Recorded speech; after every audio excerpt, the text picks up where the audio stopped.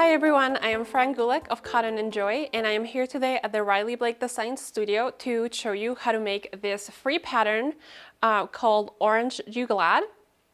It is a table runner and it uses my new templates called Modern Curves.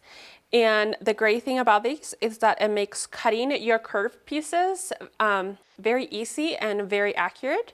So I'm going to show you how to cut both the quarter circle, also called a drunkard's path, and also the leaves here, which are an orange peel unit.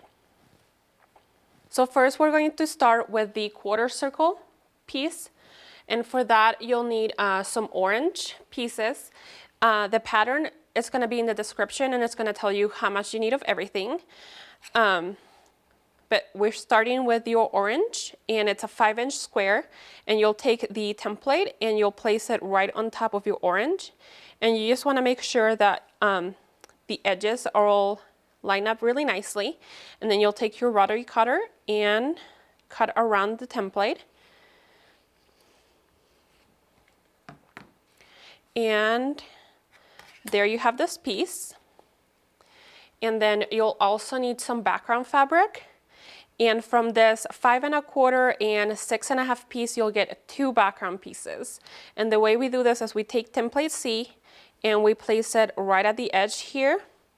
And then you'll cut. And when you cut this piece, you don't want to go in too far because then you'll start cutting into your next piece. So you'll cut there and then you'll cut around the curve.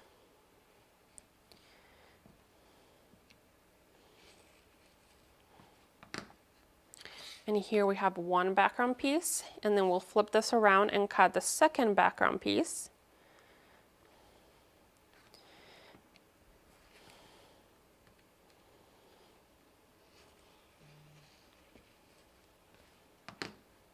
There we go, and this is the scrap. So here we have the 2 background pieces. So we'll take your orange piece and you'll want to crease it here in the middle, and one of your background pieces you'll also want to crease it right in the middle, and then you'll place these together right on the crease. And if you kind of look at this way, it kind of looks like a deer with its little antlers. That always helps me remember how to place those together.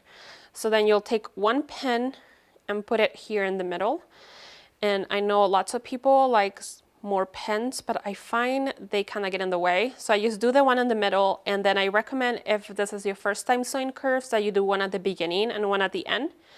I don't do that because I've been sewing so much, so I'm going to show you how to sew this together. So you'll take it to the sewing machine and you'll place them together just like that, and then take them up to your needle. Put your presser foot down, and then you'll just do a couple of stitches in.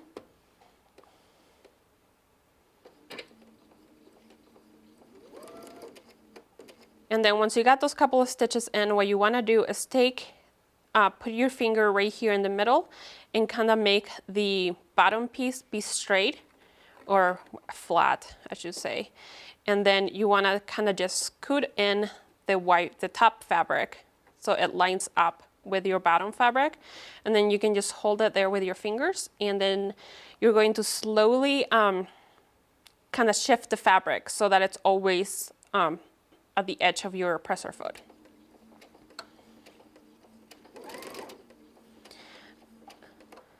Then if you see your fabric bunching up, you can just adjust it as you go.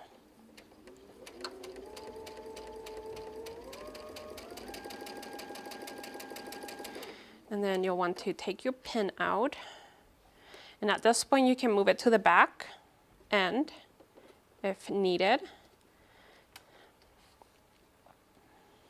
And you'll do the same thing again, just make sure that the bottom is nice and flat, and then adjust the top fabric.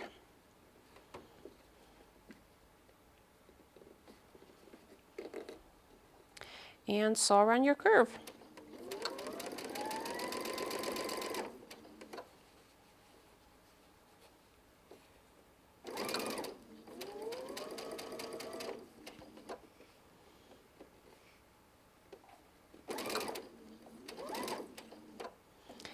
Then if you see your fabric bunching up like it's right here, you can take out your pen and just kind of adjust the fabric a little bit.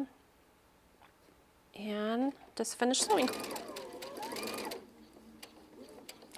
And then we'll take it out of the machine. Okay. And as you can see here, we have a beautifully piece curved. And for curves, now I usually press open on almost everything, but for curves, it's really easy to just press to the side because the fabric just naturally wants to fold that way. So you can just finger press a little bit, and then we're gonna take it over to the iron. And you just kind of press out just a little bit.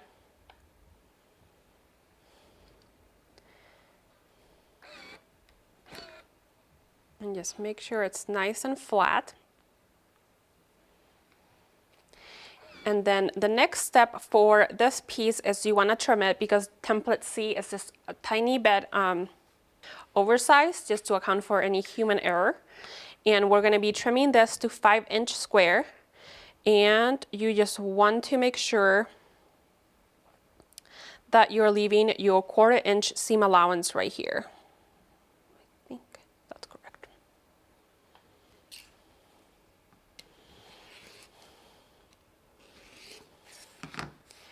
And then if you have a little extra like I did here, you can just trim that right off. So here we have this trimmed, and then the last part with this piece, it's at this little triangle here. And for that, we are going to add in our 2-inch square, and we're gonna mark a line on the diagonal, and we're going to stitch and flip this. So I'm gonna take it to the machine.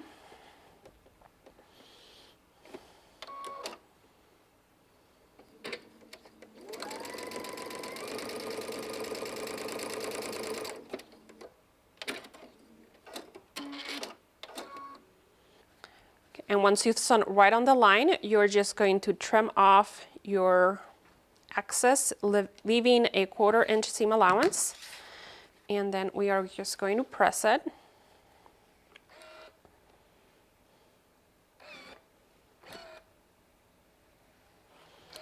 And that's how you finish that. And you'll need 4 of them for this center part. And I like having the different colors, and I have 4 ready here to show you how to do that. And you'll just lay them out like this.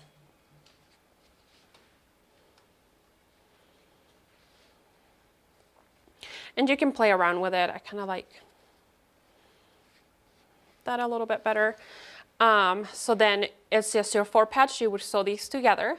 And then the next thing we're going to do is sew these leaves. It's very similar, so I'm going to show you how to do that. Okay. For that, you just need your green square. It's again going to be a 5-inch square, and we're going to use the same template piece as template A, but right here there's a line that says template B, and we're going to be utilizing that with this. So you'll take the template piece once again and line it up on the edges here and cut.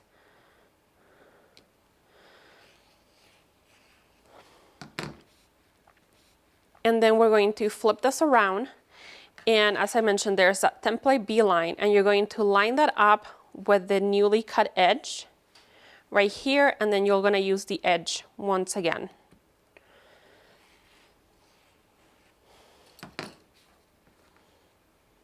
So now here we have our orange peel piece, and it's very similar to sewing this because it's the same curve, you're just doing it twice. So we're going to once again crease, and then we're going to take our background and crease it once again and place it there. And then I like to make sure that this corner here, it's matching up with the crease at the end. That just makes sure that my background piece is on straight. And we're going to do the same thing. I'm going to take it to the machine and sew this curve.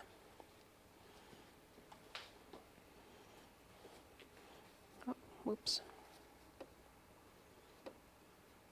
And I know it can be a little difficult to understand, but there's kind of a straight edge right there, and you line up this straight edge with that right there. And again, you can pin this. I like to just take it to my machine and we sew in the first couple of stitches, and then once again you're gonna take your finger and make sure that the bottom piece is nice and flat on the machine.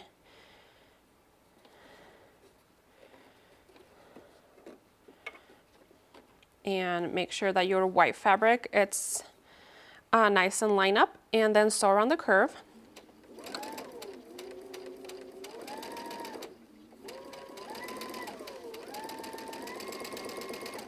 And then take off your pin. And then once again, match up your ends.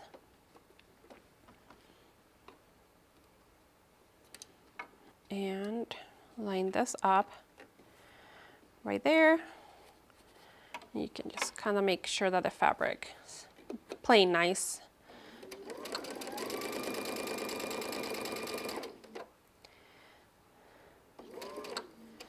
And then you can see here my fabric's kind of bunching up, so I just kind of move it towards the end. And then I take out my pen and just make sure my fabric is all nice. And then we're gonna trim. Okay.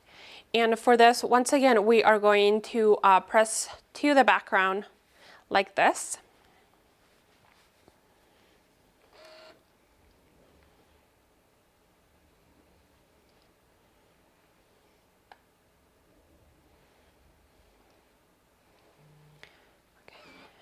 And before sewing this background piece, you do need to trim it.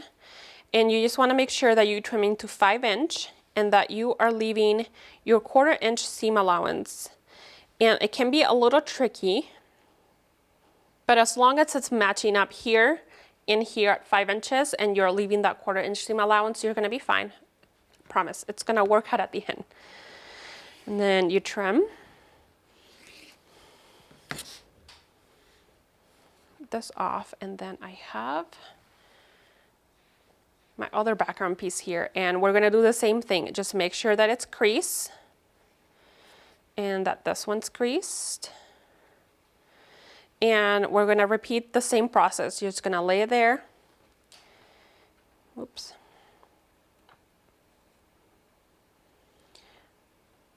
Add the pin in the center, and then same thing. You're gonna take it to the machine and sew this end on there.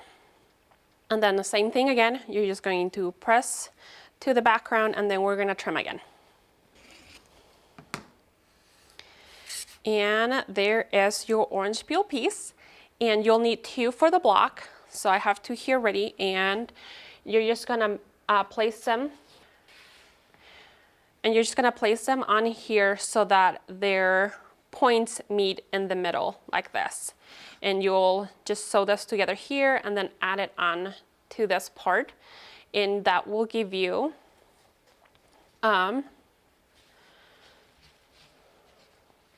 that's gonna give you the full block. And you just do that 5 times for the table runner.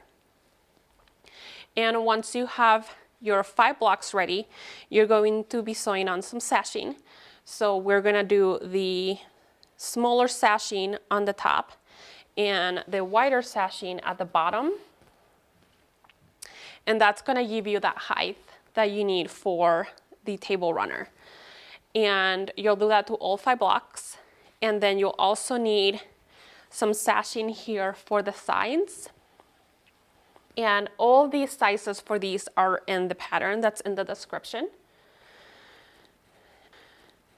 I believe it's 6 of these total. So they're gonna go on either side. And you do flip them. So you have this one facing this way and then that one that way, and they just go that way. And you'll have your beautiful table runner.